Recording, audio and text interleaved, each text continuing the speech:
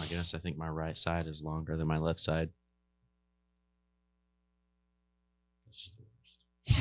Because I know. One hangs lower than the other. I'm going to be looking at you like this. Just turn your head to the side.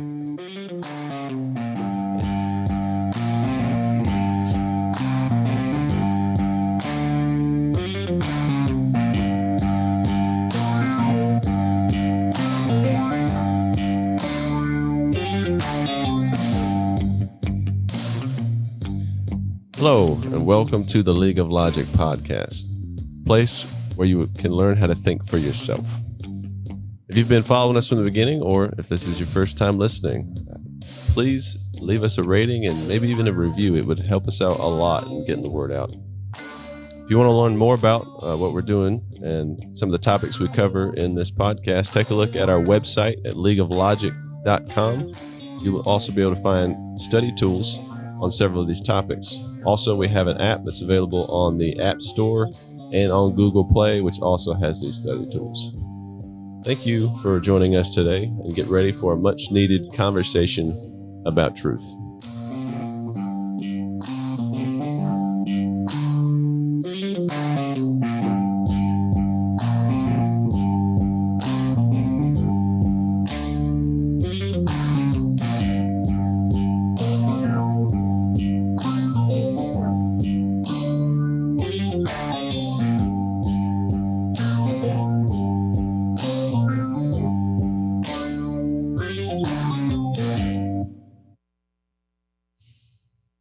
Good morning. Morning, Robin. Everybody happy to be here? Yeah. Absolutely. Stoked. Oh, I meant to say that this is also a place where you learn to drink coffee. In abundance. You're almost there, Andrew. Man. If we buy you a swoofy mug, would you try it out? No. You know, I think coffee, to me, tastes the best in a regular coffee mug. I don't like drinking it out of a metal can, out of a thermos, like a regular coffee mug. Just something about the porcelain. Even though it doesn't retain heat very long in the winter, it still just tastes better to me.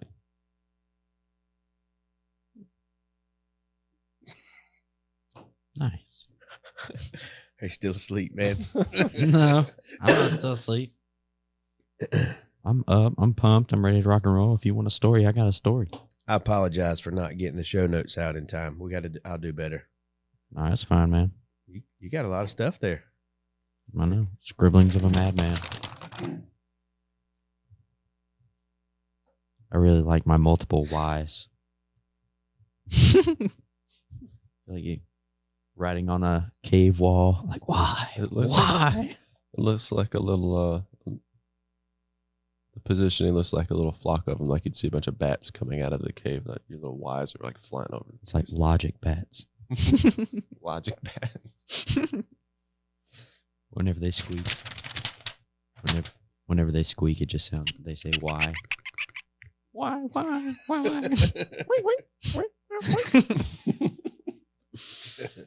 Oh, man. On the coffee note. They make you think. There you go. On the coffee note, I used to spend the summers with my grandfather. One time he asked me, he said, Andrew, he didn't ask me anything. We were actually just driving down the road and he smelled a skunk. He's like, oh man, I can't believe somebody hit a skunk. And I was like, it just smells like coffee to me. He sat there and he thought a little bit. I never thought anything about it after that. And then like 4 years ago when he came over to our house, I was like, you know what I've always thought about pizza? He just like slammed his drink on the ground. He said, I wish you would keep your opinions to yourself about coffee. You ruined coffee for me for years. Every time I go to drink some coffee, I just smell a skunk's butt. So speaking of butts and coffee, my brother-in-law just purchased some Kopi Luwak. You know what that is? What is that? No, I don't know what it is. Well, I didn't know what it was either. Have you ever seen the movie The Bucket List? Yeah. This is the same coffee that the Jack Nicklaus guy was drinking. They were making fun of him. It's like the most expensive coffee in the world or something like that. And what makes it so unique is that something like a monkey eats the coffee bean and poops it out, and they collect it, and that's what we have. And then they make coffee out of the bean that comes out of the poop. Have you drank some? Whoa. Not yet, but I have some. I have heard about this, except for with goats. Don't mind me. Sorry, fellas. It's time for Robin to call Andrew. Sorry. I should really think about turning that off before I get here. Now that you've made an example for us. You should probably leave it on just in case you don't make it here. Then you'll know, oh, I had to hurry up. That's true. But yeah, so I have, I don't know how much it is. Just don't forget it and leave it at home. 2 bags worth. But I will bring some. It has to. I don't want any. It has to rest. What? What do you I mean? was You about don't to want say, No. I don't know It's about Kopi this. Luwak, man. I don't like coffee, and I Dude, definitely I've eaten some don't like strange stuff, monkey but butt I ain't coffee. drinking coffee out of a monkey's butt. Well, you don't drink it out of his butt. Well, whatever. You basically do. Yeah, you don't drink straight out of his butt. See, I just think of like a monkey in a lab, just sitting there. Yeah. I guess that'd be the Walmart Some version. scientist under there. That's like the Walmart version of the Kopi Luwak. You use lab monkeys. But the natural version comes out of the woods. There you go. Oh man. You got to ask yourself, who was the first dude that decided, man, wonder what that coffee that monkey just pooped out tastes like? It was a bet. Was it a bet? That's what happened. I was trying to figure this out whenever he brought it over yesterday. And I was thinking, I mean, I didn't share it with anybody because I live in my head a lot, but I was just thinking there either had to be like a really bad coffee shortage. I mean, if you had zero coffee anymore and all I had was Kopi Luwak, would you drink it? No. Yes. I'm going to drink it right now, but I'm just saying. Had to be a coffee shortage or it was a bet. He lost a bet. It was a Makes bet. sense. I don't Okay. know. Why is always a good question So to how- ask, isn't it? It is. How does it differ from regular coffee? Well, it came out of a coffee butt. I mean, a coffee butt. No, I mean, monkey like butt. taste. So I don't know. I haven't tasted any of it Oh, yet. you haven't I tried- Yeah, okay. so he just roasted it, and so now I have to allow it to rest for a week. So that Or it's a little too ripe. that's true with all coffees, though. When you roast them, you don't drink them right away like the day you roast it because it tastes like kind of like it has a grassy taste to it. You have to let it rest for a week or two, and then it goes where it needs to be. And then after that, the taste starts to degrade into Maxwell House, which is still pretty delicious, isn't it? Yeah. I go with Maxwell House. It's kind of like potted meat. Tastes good. You know, it's got bad stuff in it, but you don't really care. Yeah, right. An Arby's sauce. Yeah. Arby's sauce. That's Arby's right. sauce. It's just like the Arby's sauce. Now I'm going to grind some up, but I'm not going to tell you. I'm going to start bringing y'all some different types of coffee to taste. And when the Kopi Luwak shows up, I'm not saying a word till after we drink it. I'm not. We know you're providing it, though. So Yeah, but I'm going to bring some Brazilian and some Bolivian. I got all kinds of coffee. Yeah, but we can't trust you now. Why? I mean, I wouldn't have trusted you anyways because I just drink Pepsi. How do you know he hadn't been serving it at the church? I haven't been drinking it lately at the church, Okay. Well, but now I'm definitely not going to drink it. When Right. he's like, why aren't you drinking it? I was like, because Robin said he was going to put monkey butt coffee in there. He's ruining your reputation. Uncle Chris won't lie either. He won't lie. Yeah, that's true. He probably won't share the Kopi Luwak either. It was expensive. Oh, man. The why is a great question, though. So we talk a lot about the Bible, obviously, on here. We try to make everything reference back to Scripture as our basis. So tell me what it is. Why do we believe the Bible? Does anybody know? You ever been asked that question? I have. No. Okay. Well, show's over.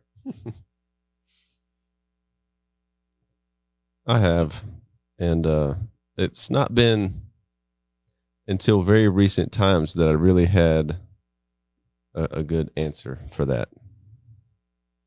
And I like how, our old Sunday school teacher used to say, always when defending the Bible, you start with the Bible. And so I've got an answer that's actually from the Bible, but just arranged by actually Vodi Bakum. I like the way he arranges his answer. He says, good. I choose to believe the Bible because it is a reliable collection of historical documents written by eyewitnesses during the lifetime of other eyewitnesses.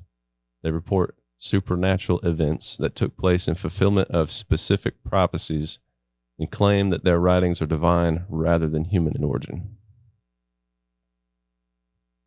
And that's actually taken from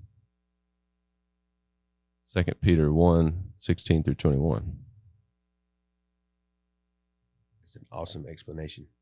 It'd be a lot to write on a T-shirt, though. It would be. Yeah. I know my reason for believing the Bible is more individualized because of the things that I've seen and experienced in my life. There's no way that I could say that there is no God. With my personal cancer story and how just all the miracles played out, and that there was a point in my life where it came to, I can't deny them because that would be completely illogical. So now just the question is, follow him or not. What are you going to do with that knowledge that he actually exists? Yep. But why I believe the Bible is rooted a lot in just my past of what I've seen and experienced. I like to ask the question, how can you not believe in the Bible? Mm-hmm. I think it's ironic. A lot of people say they don't believe in the Bible, but they steal from it constantly. Try to think of somebody who doesn't. Everybody does. We have days of the week. They came from the Bible. It's everything. 7-day work week, 7-day week came from the Bible. You hear a lot of also stuff from the Bible taken out of context, like don't judge or things like that. Pieces taken out that suit people's individual feelings at the time.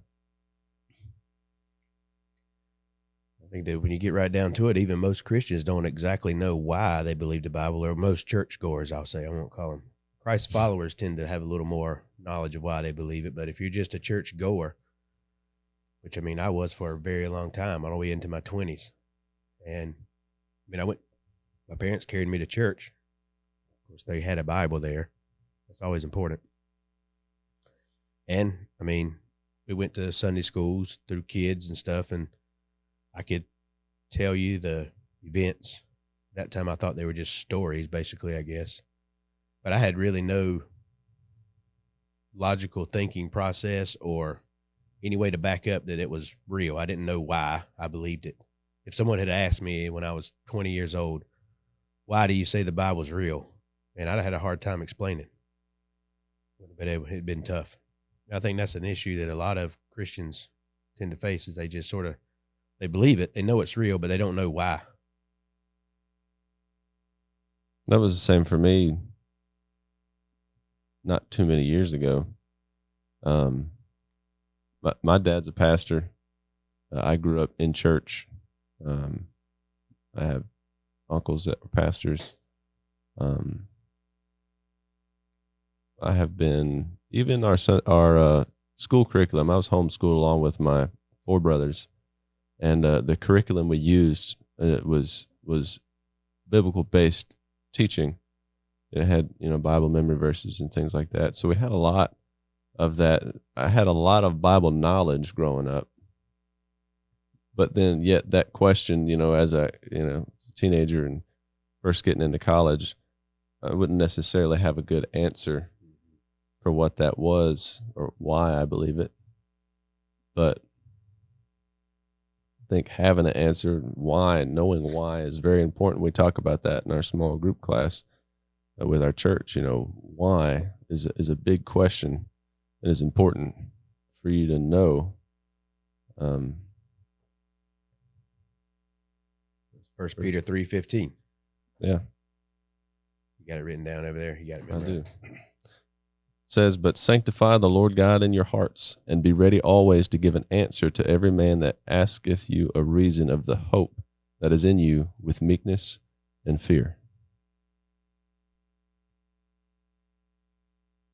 It's almost like a command. That's what I was thinking. Yeah. If you are a follower of Christ, you believe the Bible, then basically you need to have a reason why. Particularly these days, man, because everybody is skeptical over everything. I mean, I am. You never know who's lying to you or telling you the truth. I'm not saying it's necessarily a bad thing to start questioning it all.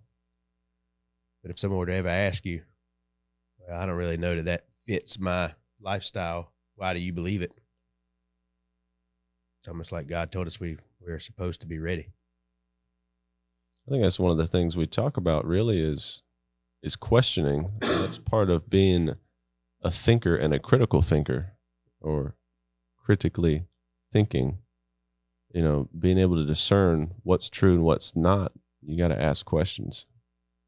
But then, you know, you got to be able to ask those questions even toward yourself and decide, well, why do I believe this?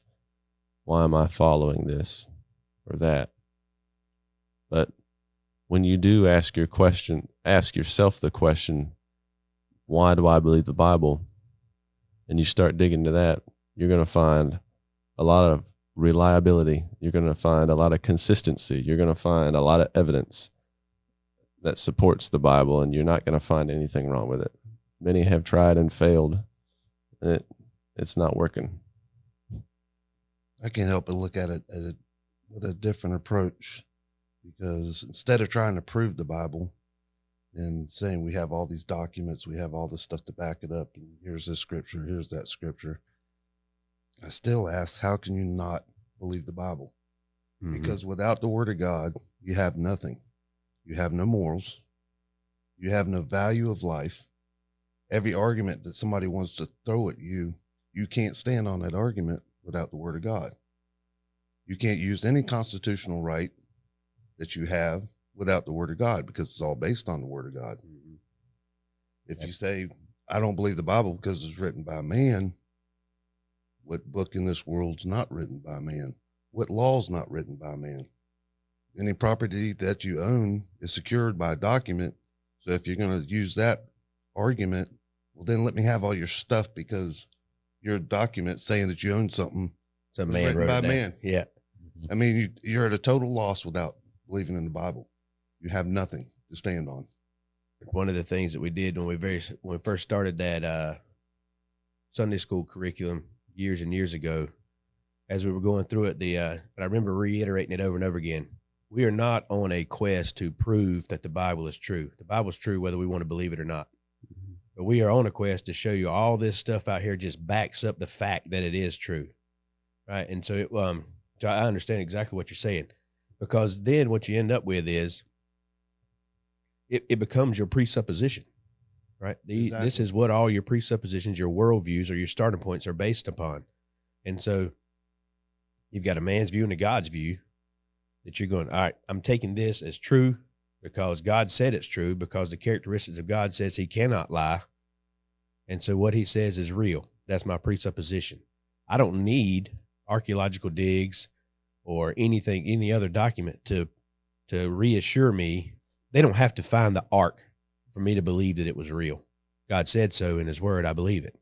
Now, if they find it, hallelujah, all that does is just one more thing that shows what God said was true, but it doesn't prove it. God said it, so it's true. But we all have the same presuppositions, is what I'm saying. I mean, if you sit down and watch debates, the people that's a lot better than I am about arguing these things. You have a scientist, an atheist, who believes that we came from space dust, which developed into a single cell bacteria that evolved into a fish that evolved into a land creature, and then a monkey, and then a man. Yeah. And you back him into the corner asking him about where did our conscience come from? They end up in the same place. They have to deny that love is actually something that's in us. They say it's brain fizz.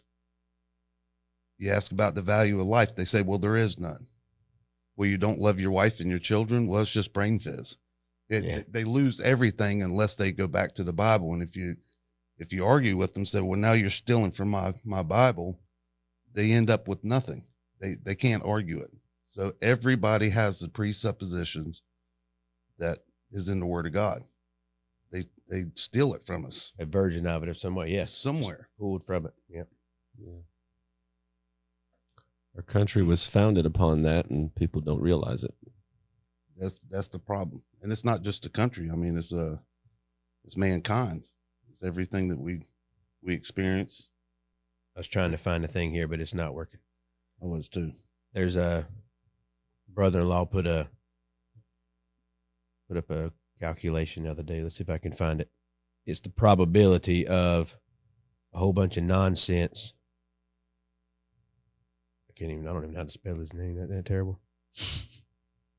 Oh, I know why. It's because that's not what he goes. He's hiding out on his social media. He uses a weird name. It's the probability of something like the Big Bang turning into this random chance thing. That's what they're saying. It's just a random chance that we ended up this way. And the chances of that actually happening and us being here.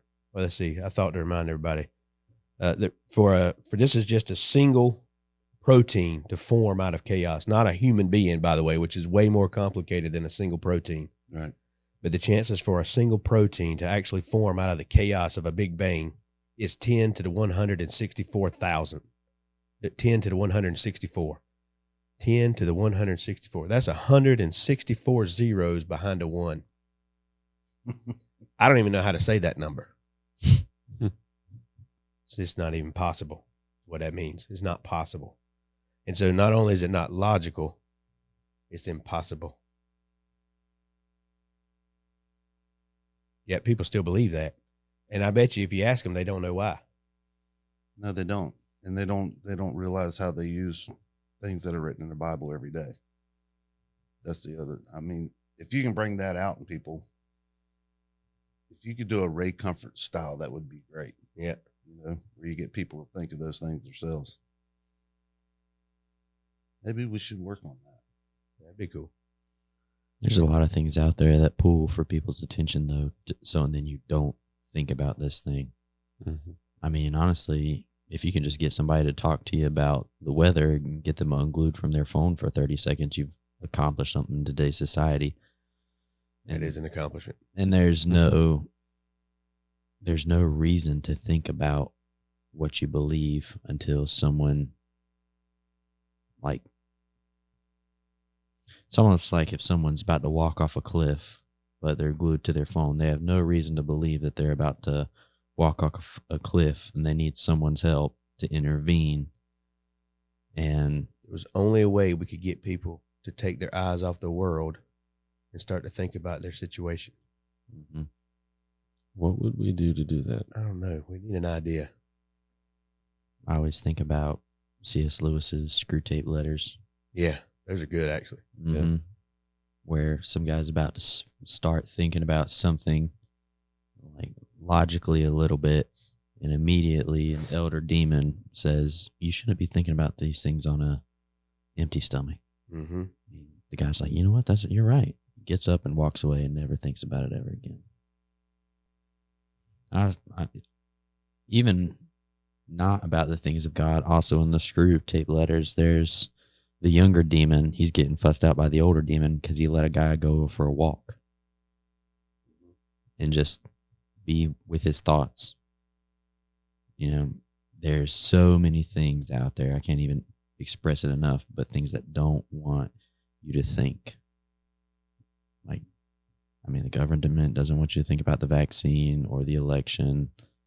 I mean, there's so many things that, I don't know, I feel like a broken record now. But no, it's right. You're right. And it's because God has given us the ability to think. So that would be one of the places that Satan will want to attack. If God gave us cognitiveness, is that a word? Mm-hmm. I can't spell it, but I said it.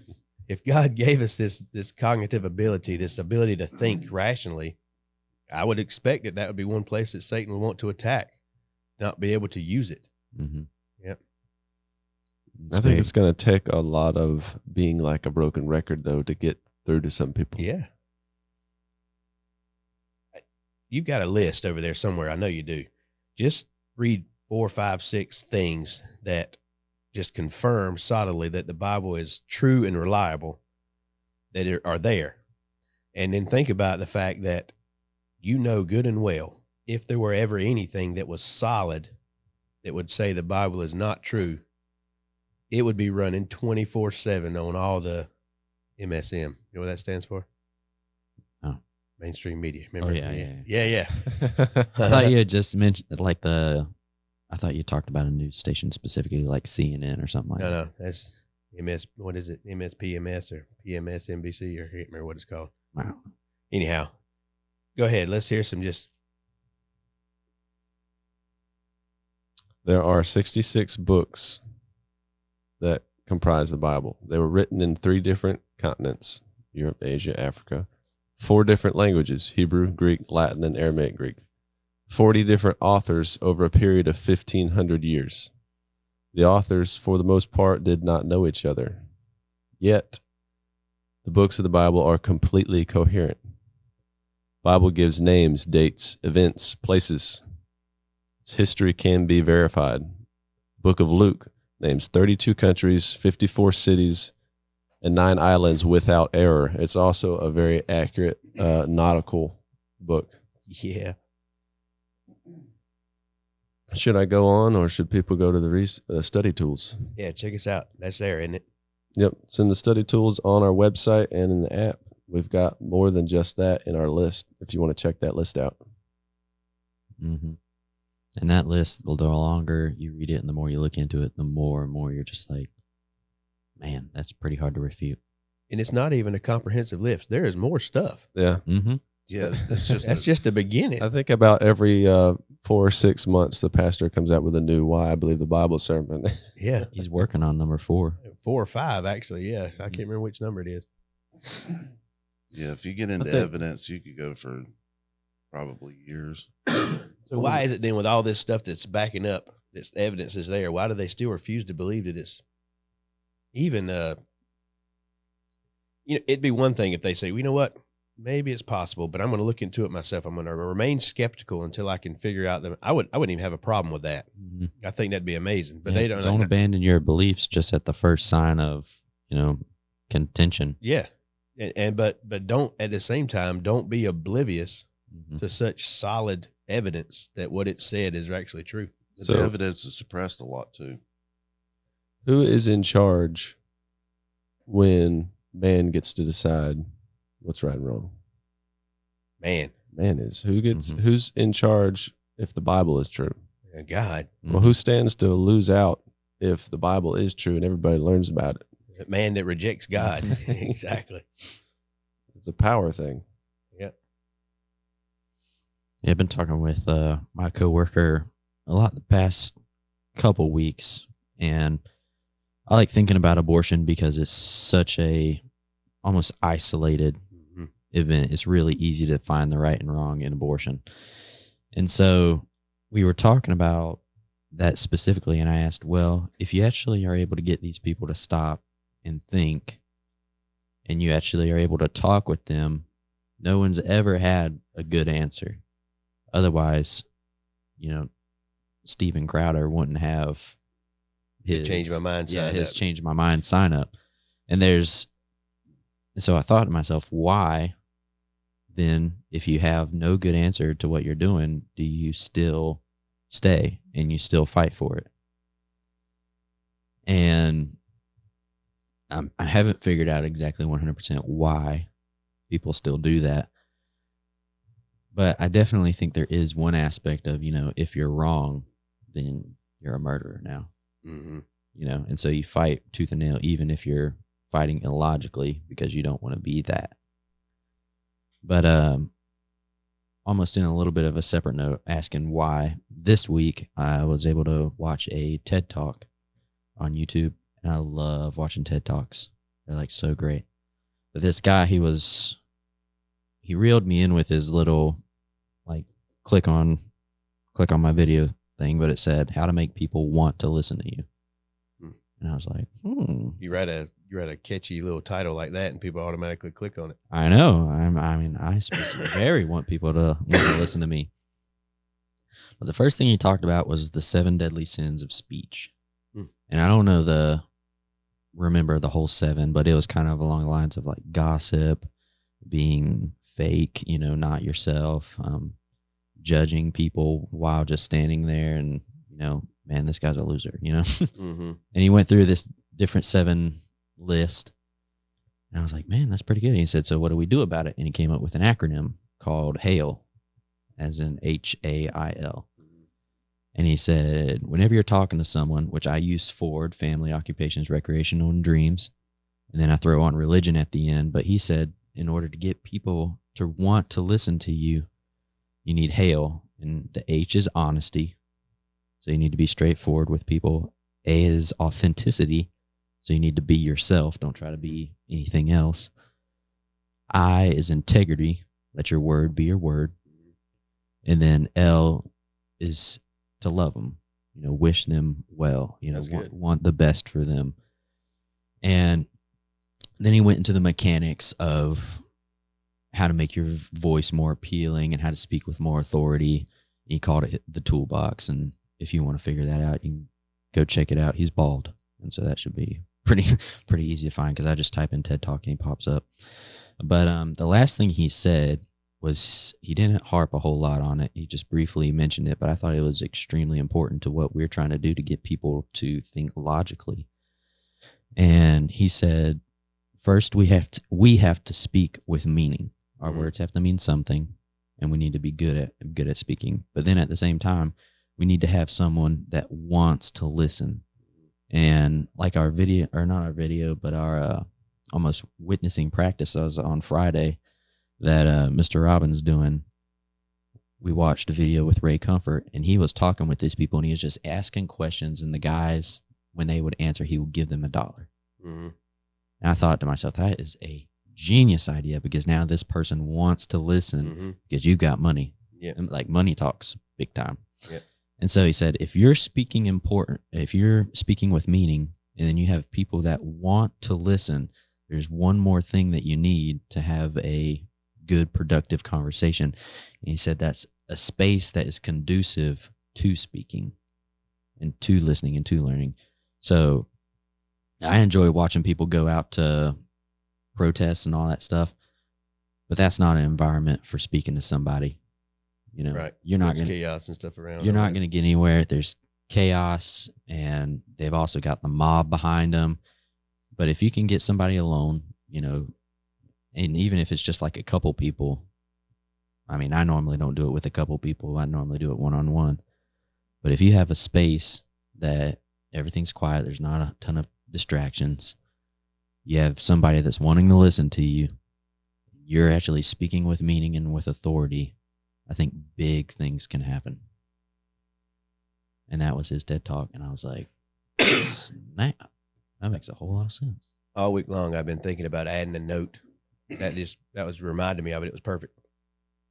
We talk a whole bunch about liberals and people that have made bad decisions, particularly when it comes to government choices or the way they vote or the way they think.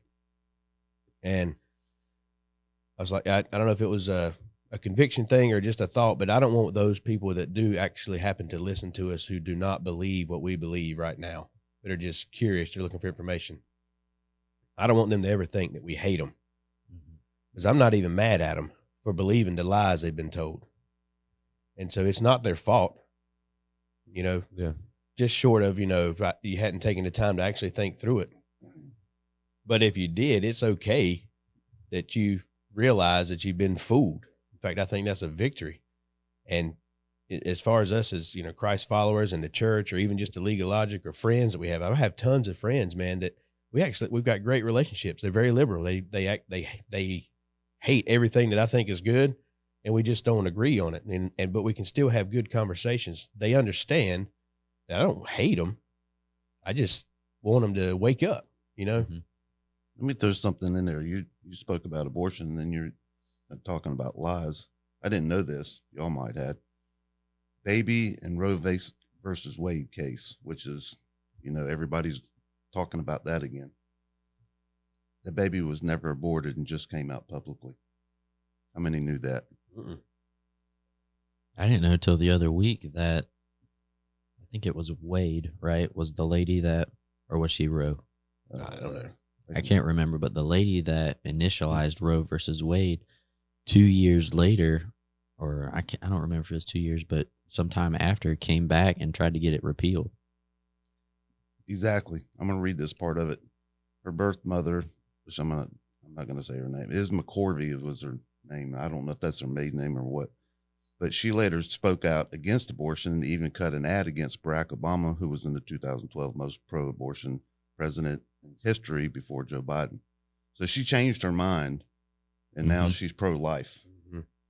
And look at, I mean, who knows that? It's like it's been suppressed forever. The girl's 51 years old now. That is the downside of living in a world controlled by the mainstream media that is not on the side of truth. And you end up with either no story on something that should be covered that would help people realize what's going on, or a fake story to lie to people to continue to make them think the way they want them to think. Well, this is a news story, so I'm going to go ahead and read the rest of this. McCorvey later in life admitted that she was not raped and used that as a reason to push for abortion to be legal. The whole thing's based on lies. The whole thing was a lie.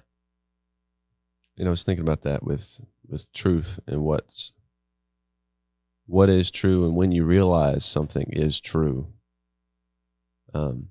Made me think of an example. Have you ever been, as a kid, in trouble over something, or about to get in trouble, and you try to hide whatever you did?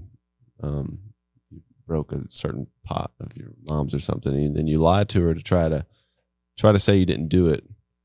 Well, then you're stressed out to try to make sure that she believes the story or whatever, right? You gotta make sure you're picking up, whatever aspect of it and leaving out whatever you need. It's just a stressful thing. But then when you have something that's true, when you talk about the truth, there's no stress behind it. You don't have to defend it constantly. The truth, once you realize the truth and you're open about the truth, it's there. It's peaceful to know the truth. It is a relief. Like the Alka-Seltzer commercial. Fizz. Oh, what a relief it is. Here's a great example of what Brian just talked about. If you will take a look at the current spokesperson for the White House, Peppermint Patty, and then you will compare her to the last one that Trump had there. What was her name? McEnany? Is that her name? Their demeanors are totally different.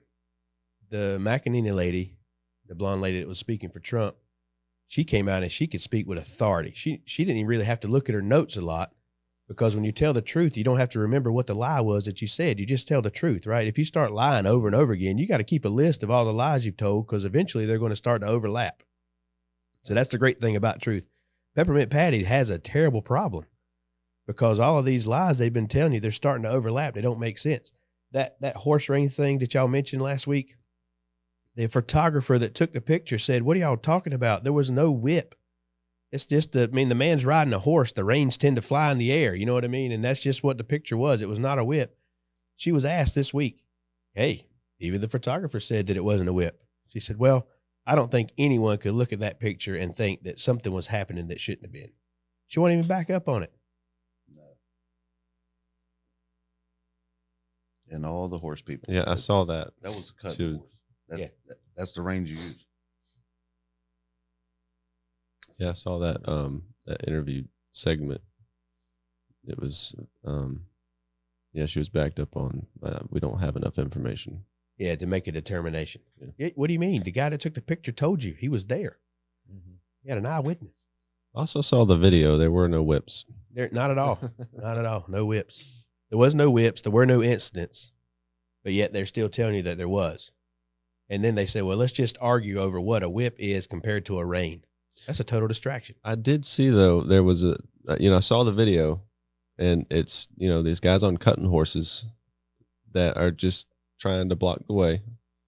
And then I did see an article that only showed the pictures that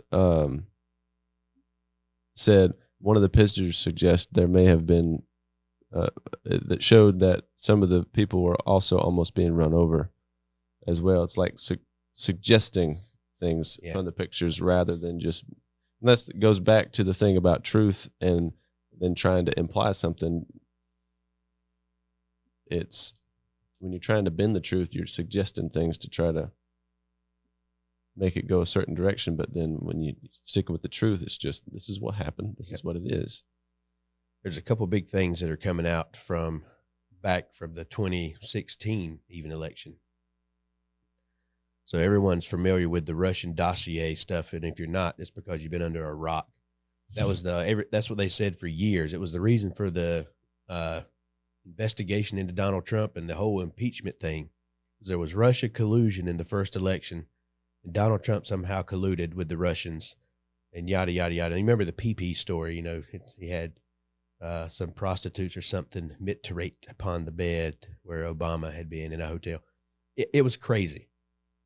There was this big story, and it was all designed to make Trump not win. You know, it was a slander case, but they swore up and down, man, it's the actual truth. We have proof. And then to add to that, they even said, and the Russians even tried to hack into the computers of the DNC because they wanted to manipulate somehow our election.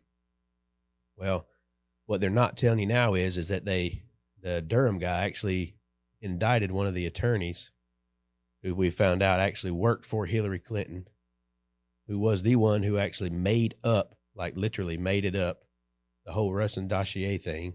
He was also the one who hired the firm that said, yeah, we've had information.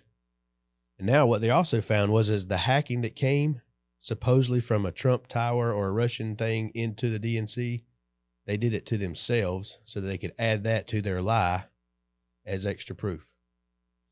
And that's not all. Oh, that's not even close to all. And he ends up on the Mueller team. Then that attorney was assigned to Mueller's team that was doing the investigation into the Russian collusion. He made it up. Da, da, da, da. Yeah.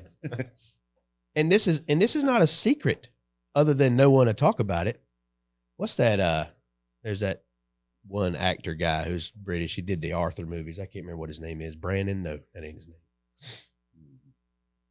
There are several in the elites, you know, I'm better than you because I'm a movie star, that are actually kind of waking up a little bit.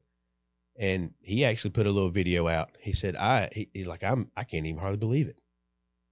There's a great deal of evidence that makes sense that all of this was made up and paid for by Hillary Clinton.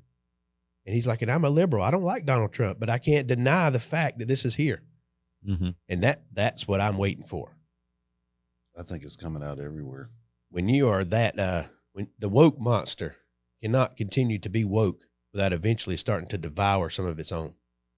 You've seen it with the governor at New York, the Cuomo guy. You know, you got to believe all the women. And he had all this thing, and he had to leave. He's gone. Where's he at now? Anybody heard from him? Nope, not a word. He was at one time supposed to be running for president. You know that? They thought he was that great. He was that big of a follower. You know, he would do what he said. The vaccine data, this is the other thing. You shared this video, and it's on our resource page on the website. We don't get good vaccine data here in the United States. You can find it, but you got to be like a ninja. It's in the dark. So Ron Johnson, that was his name, wasn't it? He went over to Europe, Israel, places that are not hiding their data.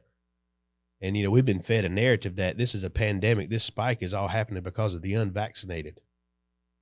But what he found over there was that if you go right to the cases and the death rate, it's just as many of the vaccinated people are dying as the unvaccinated. I think it came out to be 63% fully vaccinated. 63% fully vaccinated. So it actually outweighs the unvaccinated. The Public Health England actually revealed in a report that individuals who received a COVID-19 vaccine are more than 3 times more likely to die from the Delta variant.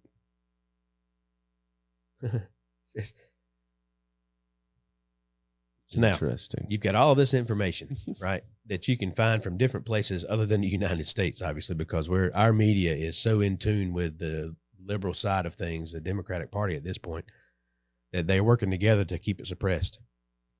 When you find these little articles like this from overseas, or even some inside of their own data that they just can't hide it anymore, what do you do with it? How do you know what to believe?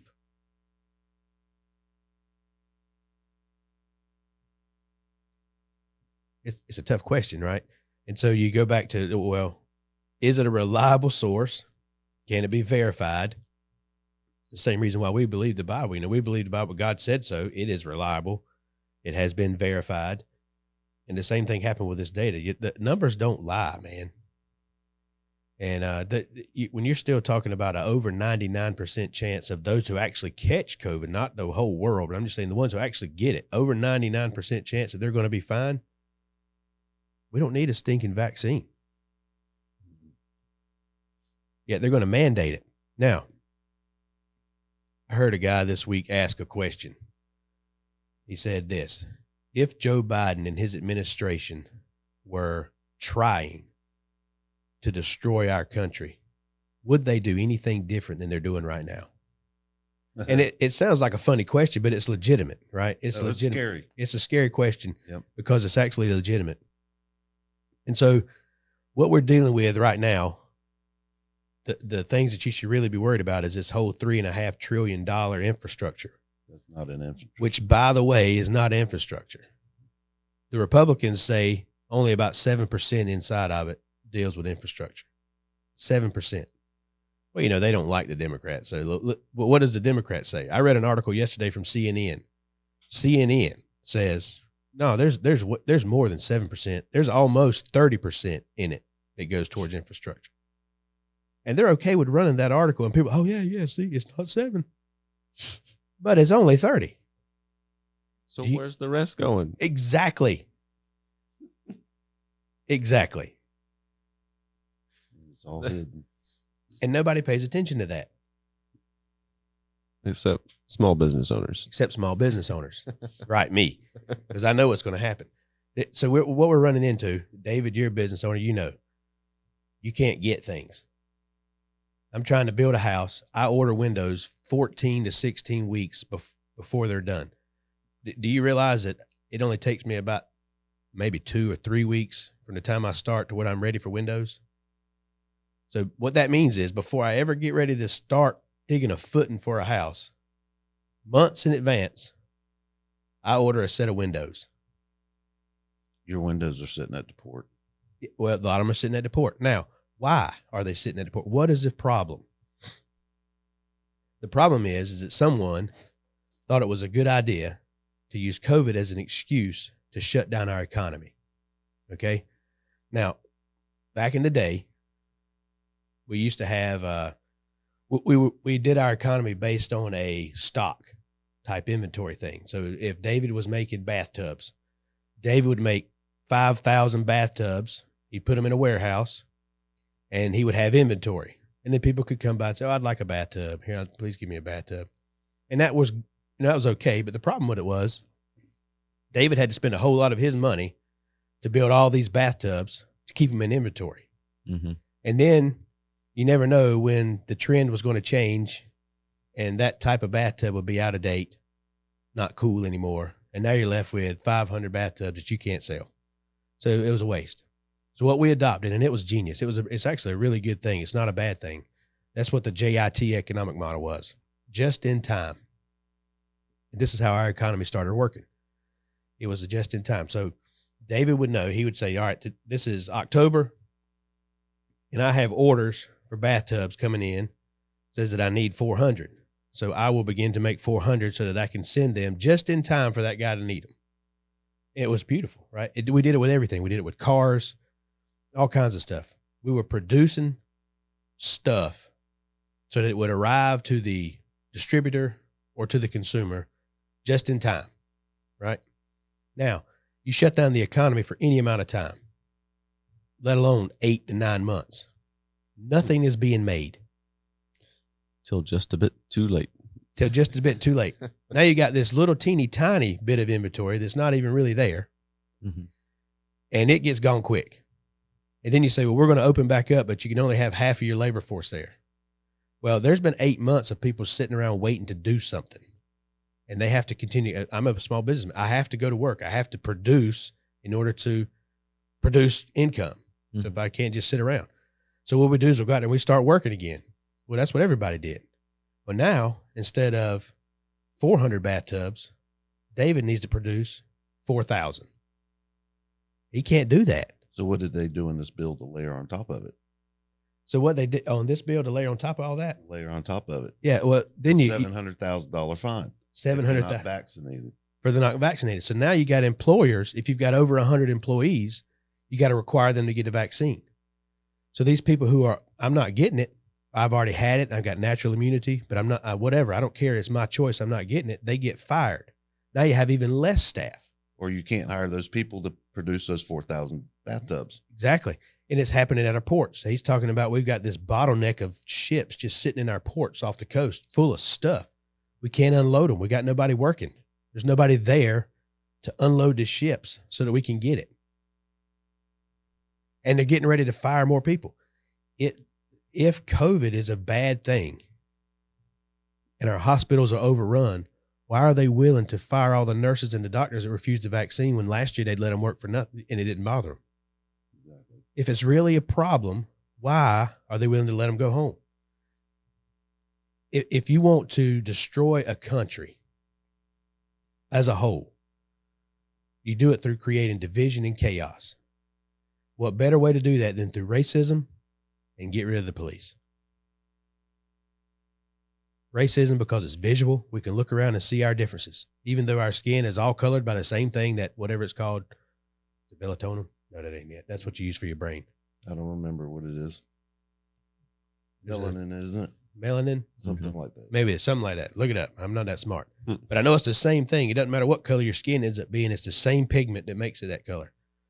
You can see it, though, and so that creates the division. We can actually see it. It's visual. And then when you have these uproars and people who are not getting along because they've been told that they hate each other, even though they don't know why. They're all the same.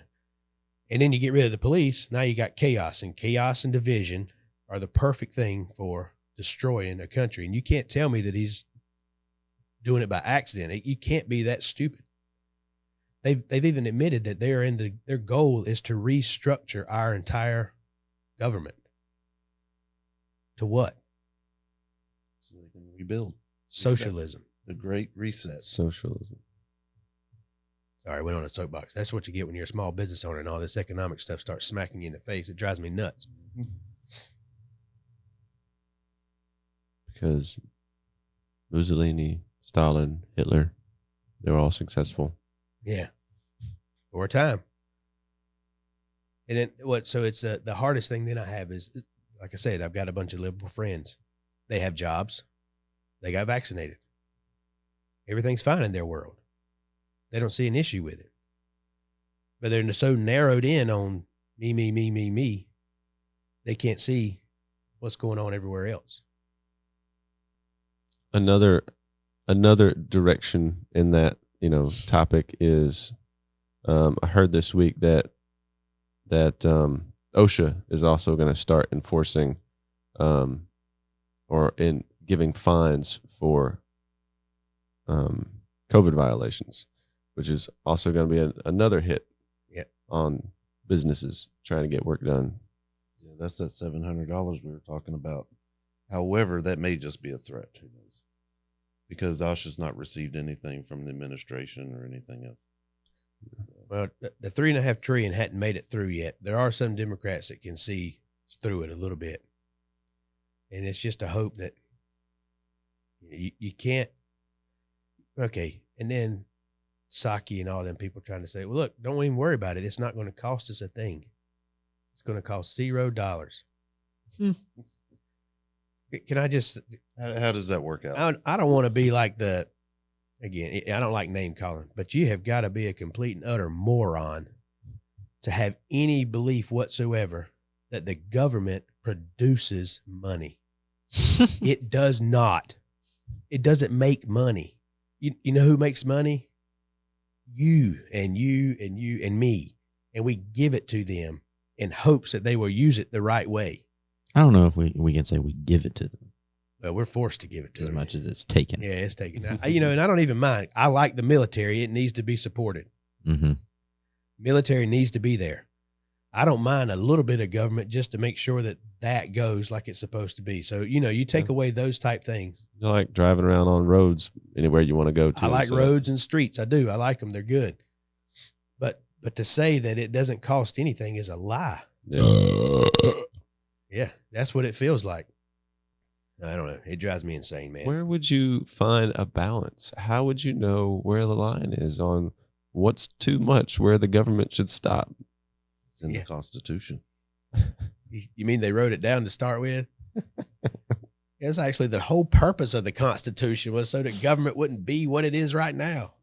What was the Constitution based on again? Oh, God's word. The Bible. Yeah. A reliable source of truth. That's what I love about the Bible, man. I've been saying this lately, but if you want to know how to raise your kids, read the Bible. Yep. If you want to know how to have a good marriage, read the Bible. If you want to know how to Run a business. Mm-hmm. Read the Bible. And you'll be successful. You want to raise decent human beings and not monsters? Read the Bible. Mm-hmm. I mean, it's an all-inclusive book. Everything you need to know is right there. It's amazing. The written oracles of God. And most people don't realize how much is actually there. Mm-hmm. Science. Oh, yeah. The Bible knew the earth was a sphere before they discovered that. I think one of the coolest things that I heard was in one of those Why I Believe the Bible messages by our pastor. And he mentioned in Job, it says when God is talking to Job and says, "Where were you when I laid the foundations of the earth?" One of the things he said in that line of thought that God was going through with Job was, "Can you send forth lightnings that go out and say, 'Here am I'?" And he's talking about radio waves and telephone communication, and Job didn't even know what that was at that time, Right. thousands of years ago. But yeah, the Bible knew that we were going to have this kind of technology. Yeah, that's super funny whenever you hear people online. They're like, if the Bible mentioned a cell phone, I'd believe it right now. Well, that's awesome because it does. Yeah, exactly. Church is at 10:30. Yeah, well, see you there. Yeah, there's so much of that stuff. That's one of those things we could go for months just going over and over and over. Yeah. I even wrote some of them down, but I'm not gonna. Fetal alcohol syndrome. That came out 1899. Dr. William Sullivan.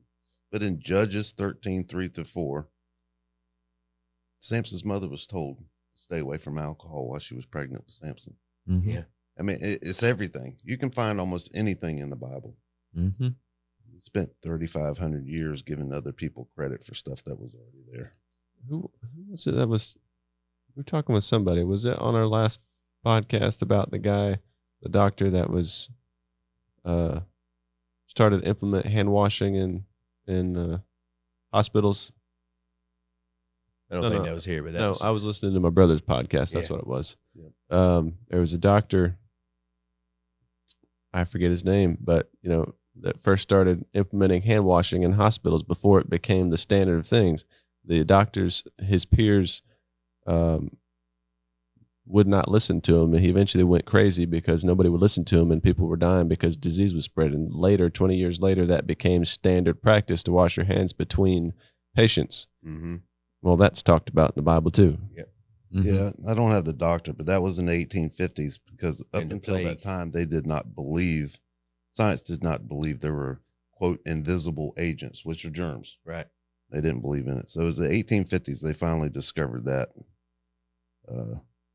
Here's another one. God told Moses to use hyssop oil on the Israelites, and now we know it contains 50% antifungal and antibacterial agents. That's in Numbers and in Psalms.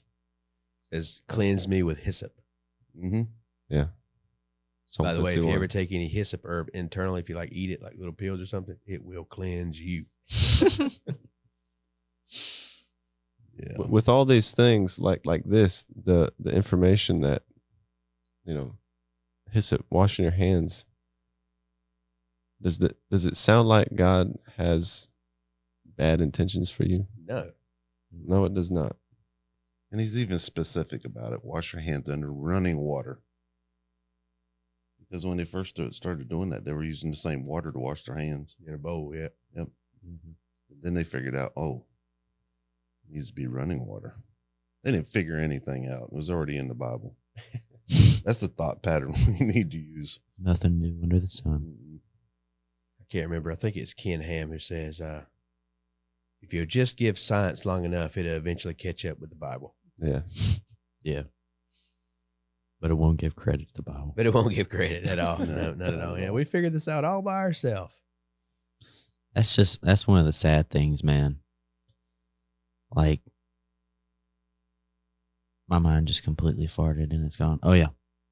Like, if you're going to stand on truth, or you're going to be logical in your thought, or you're going to listen to the facts, prepare yourself to be mocked, to be ridiculed. I mean, was it Galileo was burned at the stake because he said that we weren't the center of the universe? I mean, people don't just be ready, because people don't like truth and they'll fight you on it. Tooth and nail. They wrote a song about that. Galileo, Galileo. Galileo, let me go. Let me go. I actually like that song only because a guy made a skit on it on YouTube. And the whole skit, they're singing the song, but they're doing different actions. Yeah. And that part with Galileo is like a cop talking to another cop. Is it? He's like, Galileo, Galileo, Figaro. He's cocking his gun. He's like, Beelzebub's got a devil. Like, what? No. Oh, man. Yep. And that's this type of stuff that lives in my brain. Why does that stick so easy? It's a scary place. It is a scary place, man. It is not a good place at all. I don't know why that sticks so easy, but hard to get the good stuff in. It's because it probably doesn't matter. The good stuff doesn't matter, or the bad stuff doesn't matter. The bad stuff. Yeah. Nobody's got time for truth. It just takes too much effort. Yeah. You could hear a bad song and it's like Eddie Murphy was raw. I remember every word of that. Yep. And I think Preacher said that he only listened to it once and he remembers it all. I watched it multiple times because it was so hilarious, and it's stuck in there for like, oh, Bunny fell down the step. Bunny fell down the step. But it's a distraction. I can't go to a bonfire or a cookout ever and not go, now that's a fire. Yeah. Get away from that fire. You don't have to start no fire. Yeah. But it's a distraction, man. Yep. And it doesn't matter, so Satan doesn't care if you memorize it. However, it's spiritual warfare, man. If you want to sit down, you want to think, you want to memorize the Bible, it's on. That stuff isn't free. You got to fight for it. Well, want to give us a shout out to our sponsors. Thanks to Ambit Plumbing for allowing us to set up in their location. Be able to use the space so we can have a place to set up and podcast about truth. Phenomenal company, man. Does great work. Service and repairs, new construction. Give them a shout out, man. They'll hook you up.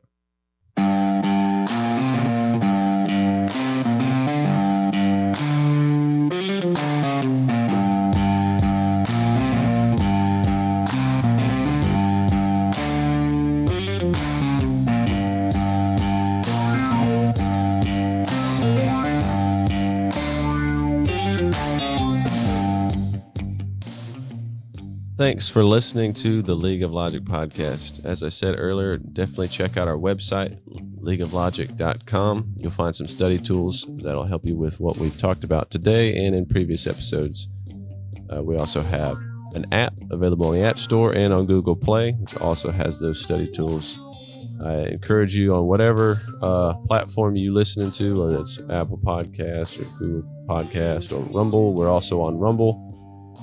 Leave us a rating and review. That will help us a lot in getting the word out. Thanks again for tuning in today. We appreciate it, guys. If y'all got anything you want us to talk about, feel free to send us that in our comment section.